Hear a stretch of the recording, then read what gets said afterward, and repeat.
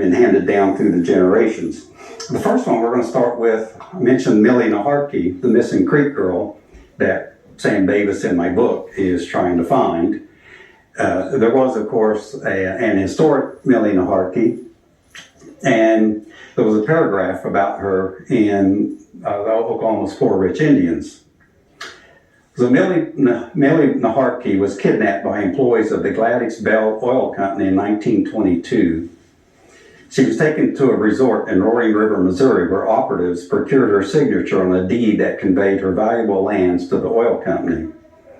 Millie had been plied with intoxicating liquors, kept in a state of fear, and prevented from communicating with Indian officials. Liquor was flowing in abundance at the resort. Nature parties were staged on a hotel lawn where Millie was raped repeatedly. The case is one of the most revolting in the entire history of the Indian Service, stated the superintendent of 5 civilized tribes. Then there's the case of Hilly Bear. The grafters waited at the deathbed of this woman. When she drew her last breath, they took her thumb, pressed it on an ink pad, and then made the fingerprint signature on a document alleged to be her last will. The grafters were so brazen, they left the ink on Hilly's thumb. And then the third one, Sina Batiste. Sina died in 1918. She left one child. 4 years later, Sina returned to life as a man and executed an oil lease. His signature was attested by 2 witnesses and a notary public. The grafters could not only bring the dead to life, but change their sex.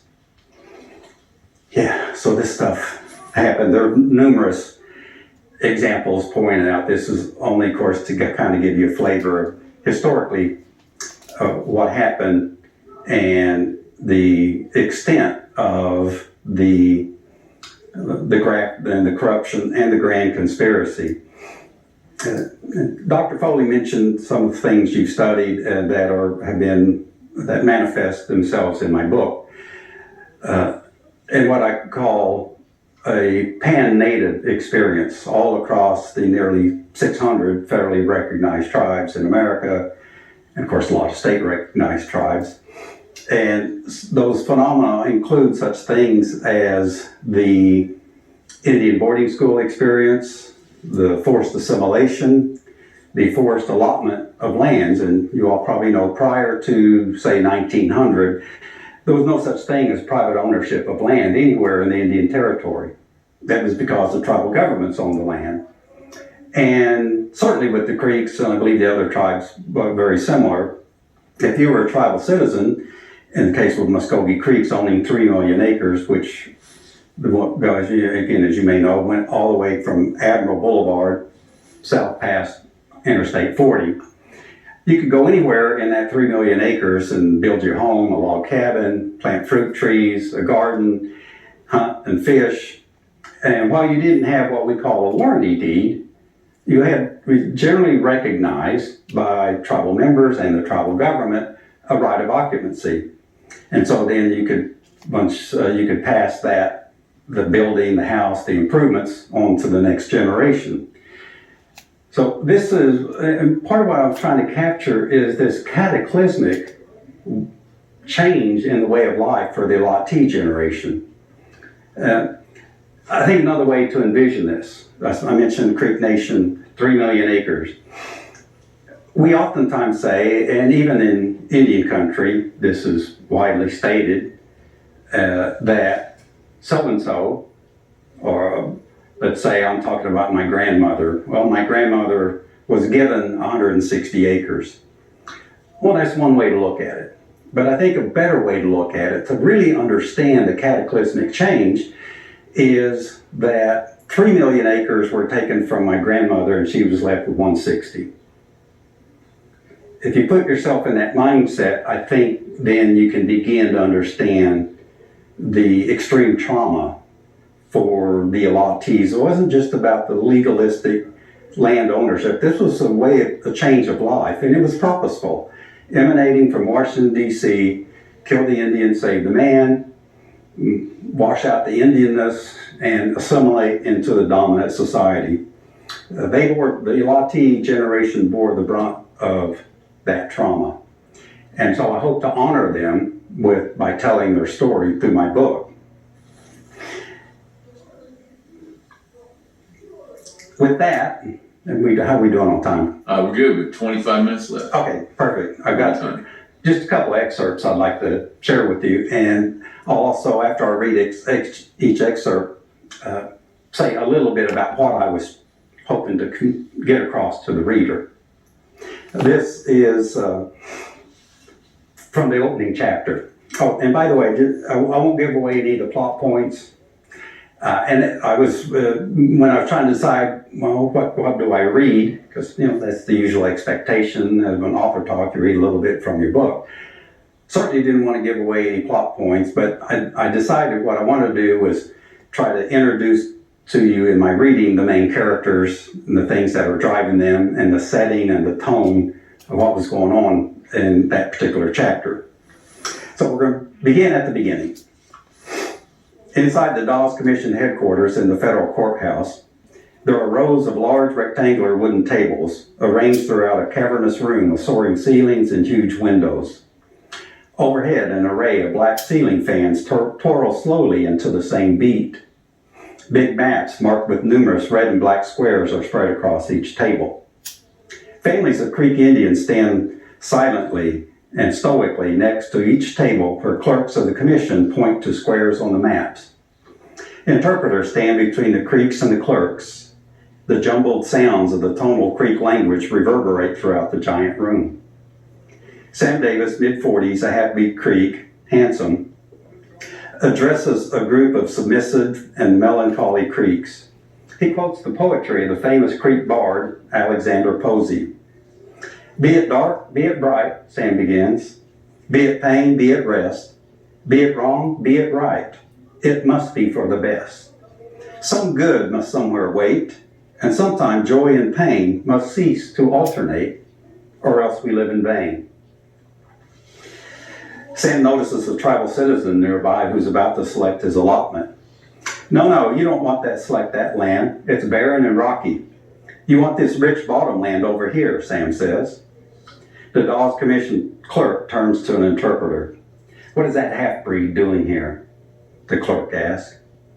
Sam winces as he overhears the question. This is the land you want for your family, Chabon, Sam says.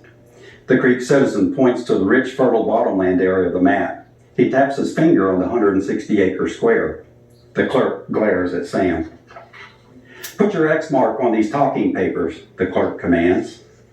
The Creek citizen obediently affixes his X mark to the various papers. Sam approaches. Chabon, Wichinache Obanayas? Do you speak English? He asks. I spoke some of white man's talk, the Creek answers. English, he hard talk. I hears him good, can't talk him good. Nugget Chiochifkadoa? Sam asks. I's be called Joe Sepulpa, Mr. Davies. Sam is not surprised to be recognized. As the former private secretary to Chief Perryman, he's well known among the Creeks. Are you happy with the allotment you picked out? Sam asks. Sepulpa gazes at the entirety of the map. His eyes move from east to west and then north to south. Me used to have whole map. Now me only have small piece. Me no smile. Sepulpa answers laconically. Me want old treaty. Old treaty no more, Sam says. Progress. It's a new day. Allotment is good. You'll see. Sam extends his right arm towards Sepulpa. They exchange a gentle Creek handshake. Sam spins on his heels and walks away briskly. Sepulpa discovers a roll of cash Sam has passed to him. So, a couple of things I was trying to convey to the reader through this scene and the characters. One, as I mentioned, when Sepulpa's looking at the entirety of the map and he's not happy, he's only going to have him down a small piece versus the whole map, conveying that notion of 3 million acres versus 160 acre allotments. Also the notion of the old treaty, which is a reference to the removal treaty, 1832. Whereas the title of her book, "These lands were promised for as long as the grass grows." Well, Washington, D.C. found a way, of course, to violate that. They would never admit that, certainly back in the time, but it was supposed to be done because this is in the best interest of the tribal peoples. And then also wanted to convey the enormous language difference. One might say, I think there was something like 20,000 Creek citizens who received allotments. And generally these happened 1901, 1902. I think it's fair to say most of those 20,000 Creeks did not speak English. So there's this giant language barrier, and even more so to just the very concept of land ownership. I've studied the Creek language extensively. I can't find a word that conveys ownership of the land. This almost would be like me standing up here trying to sell you 100 cubic acres of space on the other side of the moon. You're like, Colbert, you're crazy. What are you talking about? So this vast difference in concepts of living on the earth that the allottees had versus the dominant society, this was very much at play during this time frame. So I've introduced Sam Davis. I'm going to introduce his antagonist, Mayor Simmons. There was actually a Mayor Simmons who was mayor of Tulsa from 1916 to 1918. Mind you, being historical fiction, I play a little fast and loose with the dates, but the events actually happened. And one thing about Simmons is there was a death of a Muscogee Creek allottee. She stood to inherit the lands where the gathering place is over in Tulsa and that whole really rich area called Maple Ridge. Well, she was found dead suddenly at age 41. On the very day that she died, I mean the very day, Mayor Simmons was appointed as the executor of her estate. So, obviously, I don't have very good feelings about Mayor Simmons.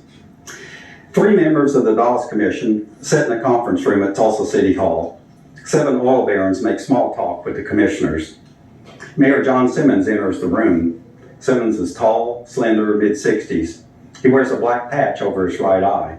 Simmons calls the meeting to order. "Welcome all," the mayor says. "Let's get to business. Chairman Bixby, we need to know when your commission is going to put an end to this infernal allotment process. It's retarding Tulsa's growth.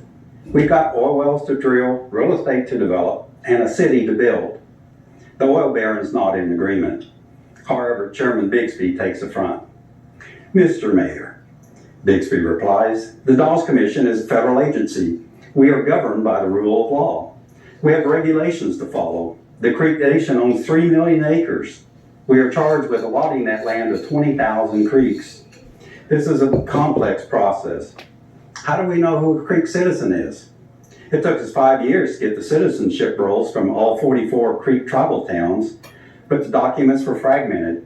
Some pages were torn out, names were crossed out, and even other names written in the margins. It was a huge mess. We had to build the rolls ourselves. We spent years chasing down creeks in the hills and valleys, not to mention having to deal with 200,000 whites who fraudulently claimed tribal membership. We now know who gets an allotment. However, thousands will not come in to select their land. Many of them are sympathetic to the snakes, and others are afraid of Chitto. Chitto Harjo and the crazy snakes, the mayor says. My bête noire, so it seems. Mine too, Bixby laments. It took us forever to survey Creek Nation because the snakes tarred and feathered our surveyors. Many creeks don't want anything to do with the commission. We need to send in the federal troops to arrest Harjo, the mayor shouts. Mr. Mayor, since you've been lambasting the feds in the press, including my commission, I'm afraid you aren't going to get a sympathetic reception. The mayor leaps out of his chair. In his hair-trigger anger, the mayor's one eye bulges out, red veins prominent. Let me be clear.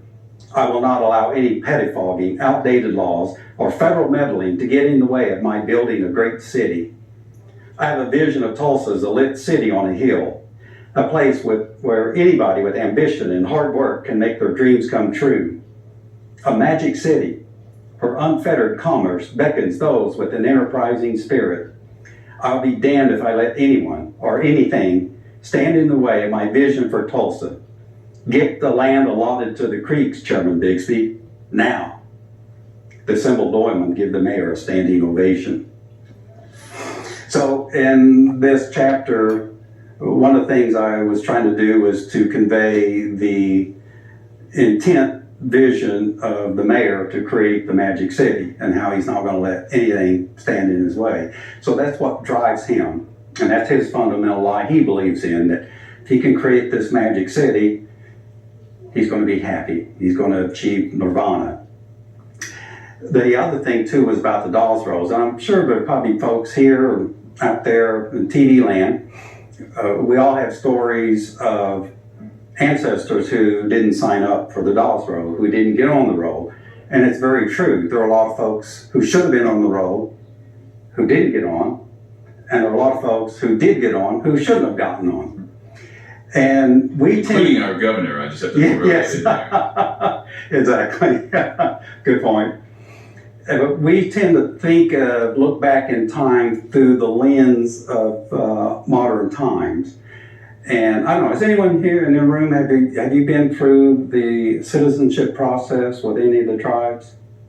Some of you guys are citizens. Okay, so you've been through that. You know the paper chase and how detailed and very bureaucratic that process is today. And we tend to look at that, the Dolls Rolls, and through the same lens as a very deliberate, documented process. It wasn't, for at least a couple of reasons. One, mainly, was that the citizens of Oklahoma wanted to get at the land. And so there was enormous pressure put on the Dawes Commission, particularly through the Oklahoma's early congressional delegation, which included a man named Robert Owen, who was a Cherokee and one of the first U.S. senators from Oklahoma. I like this quote, a paraphrase from Faulkner, that history isn't history, it's not even the past. So we had Robert Owen, nominally a Cherokee, who was pushing allotment and assimilation, very anti-tribal stances, so history isn't history. So there was enormous pressure. Get this over with so we can get on with the real business of stealing the land. We don't care, just make it happen. So there's all this pressure put on the commission. And then, of course, the notion of rolls. To my knowledge, Creek Nation in particular did not have citizenship rolls prior to the Dawes Commission. What might have been looked at as rolls were things like a commodities distribution within one of the 44 tribal towns, for example. Somebody might have written down names of the people who showed up that day to get their commodities, and that constituted a citizenship roll. Like, no, that's that isn't. But that's how it got accepted. In my remaining time, I'm going to read. I'm going to skip to the very end. This won't give away a plot point, but these are the last couple of chapters of the book. This is the epilogue. Another dawn descends on Tallahassee, which, by the way, before Tulsa was known as Tulsa, it was known as Tallahassee, Old Town. Another dawn descends on Tallahassee. Lojaboga has put the Totka Achagi, their 500-year-old sacred fire, to bed, perhaps never to awaken. The Creeks mount their horses or load up in their horse-drawn wagons. Amidst the surroundings of single-family homes, apartment houses, and commercial buildings, the Lojaboga retreat from Tulsa. Significantly outnumbered, they've been served with their final eviction notice, their homeland stolen, again. White people peer at the Creeks, they gape at them through windows, transfixed at the anachronism. Others are bolder that they emerge on the porches and audaciously take photographs. Perhaps they surmise the historical moment. It's official now. Tallahassee died giving birth to Tulsa, or perhaps Tulsa committed matricide. As the Lojaboga horses and wagons slowly proceed down the asphalt street, automobiles zip past them, many angrily honking their horns. In the distance, the Creeks crest a hill as they vanish over the horizon. So, of course, this is what happened. The Creeks effectively got evicted from Dalhousie, a 500-year-old Creek village that becomes Tulsa. And so I'll kind of close with my remarks by saying, throughout the entire manuscript, I'd hoped to impart to the story at least a latent sense of mourning, of an elegy, of a lamentation for the egregious injustices done to the Latte generation. But the corollary with that, also a mourning for a way of a loss of life that the more I've studied and the more I hear about it was an extremely beautiful way of life. And so that, I hope, if you read my book, you will pick up on that mourning for the law, for the egregious injustices and a loss of life. So with that, shall we? Yeah, I'll open a question or two. Anybody have a question? Was there any consequences for like those cases of injustice where like the government falsifying themselves? Are there any consequences? No. Would you restate the question? Yeah, I'm sorry. Any consequences for the, we'll just call it the theft of the land allotments, including the murders? No, there wasn't. I haven't really found a single case where what we would expect of justice to have been rendered to this Latte generation. And many of the Lattes, once they became of age, filed lawsuits to try to get lands back. In some cases went to the Oklahoma Supreme Court, but in each and every case they lost. It's a good question. One of the things I read about was Charles Page of Sand Springs, Yes. and how he was sued to get some of that land back. Yes. Can you tell us anything about your research that produced any information about Charles Page and his involvement in all of that? Yes. So in my book, I create this character, Chuck Book, Charles Page, Chuck Book, thinly disguised Charles Page. Page was famous for the orphanage that he supposedly through his philanthropy and his altruistic desires was to help these Creeks, educate them, bring them into the dominant society. That happened to some extent. What really happened was they were being warehoused until they turned 18, and they could then legally transfer their property. And it wasn't just Page, there were numerous boarding schools across the Indian Territory that the same thing was happening, even to the point where the headmasters, and this is portrayed in my book, would auction off the right to these oil barons to steal their property once they became 18. Very common. Is this your first book? Yeah, this is my first book. I've written a ton of articles and op-eds, but this is my first book. And you told us what inspired you to write the book, but what finally convinced you that you had what was necessary to be able to put together a book-length manuscript? Yeah, thank you. Great question. So basically it was that I had done presentations to a wide variety of groups about this history. It wasn't conjoined. I might have been a presentation about the Indian boarding school experience, another one about the Dawes Commission, another one about the graft and corruption. And after each presentation, people came up to me and said, hey, you need to write a book about this. So finally I sat down and wrote it in about 2 months. Mm-hmm. Now, we'll ask for a little wider question about your native experience. Where do you think we are today with people either being sympathetic to, interested in, or caring about this subject matter? Great question. It very much relates to my book and the reception of my book.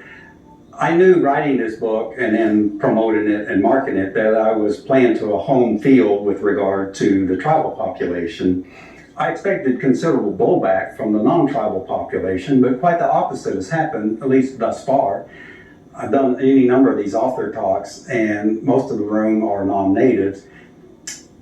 Judging from that experience and answering your question, I think that we're in a time where most people, certainly not all, but most people are ready to hear this story, this truth, and they're ready to cast aside the Disneyland version that they learned from grade school, junior high, and high school about what happened out here. So it's been warmly embraced, so I will extrapolate from that to say I think that there's a ready receptivity to hear these stories. as evidenced too by Killers of the Flower Moon. Have anybody's read Killers? The movie's going to be coming out. Yeah, enormously well received. I have one question about the writing of the book, and I noticed in one of your readings that your character, who barely speaks English, a sort of a pidgin English, how you worked with that or decided as a writer to include that sort of bare English or half English, which to some people might sound sort of stereotypical and simplistic. Mm-hmm. On the other hand, you know native speakers and you know how they had to learn English, and so you have an ear for that as well. So talk about how you grappled with depicting a person who was Muskogee that could barely speak English. Yeah, and I lived that experience. I was fortunate to have grown up around primarily Creek full-bloods who the Creek language certainly was their first language, and even at the time I was growing up was still their only language. They spoke that pidgin English. So I lived that, and I put it in the book, again, to underscore the vast differences in power between the dominant society and the native language speakers, the great imbalance of power there. And that was what I was trying to convey. And having heard this broken English so much growing up, it was pretty easy for me to write. So I had to just kind of remember how they spoke back in the day. Mm-hmm. Anybody else think of a question? Logan? So, with so much Indian territory, having so much history behind it, what made you focus just on the Tulsa area? Good question. What made me focus on the Tulsa area in my story was, of course, having grown up here, I was very familiar with what happened, more so than any other part of the state.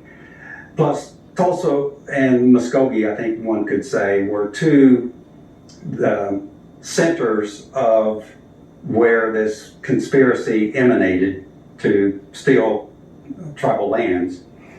What was at issue was that there were about 100,000 of these allotments among the big five tribes. And there was about 20 million acres that had been allotted. Within 5 years, 90% of that land had been stolen. I mean, that's how egregious the theft was. So I was very familiar with the Tulsa area and the Tulsa story, so that's why I chose that as the location. Okay, we're going to slide back in there. We just have about a few seconds left. You want to make sure you're aware of JD Colbert's book, Between Two Fires, The Creek Murders and the Birth of the Oil Capital of the World. Some real history here, significant, and when we come back, we'll talk a little bit more about it and refer to it when we continue on. Of course, our spring break starts this week. We're out next week. We come back the following week, and we'll talk about our midterm. So with that, when we're finished, you might come up and shake hands with Mr. Colbert, tell him you appreciate him being here, and Mado. Inga.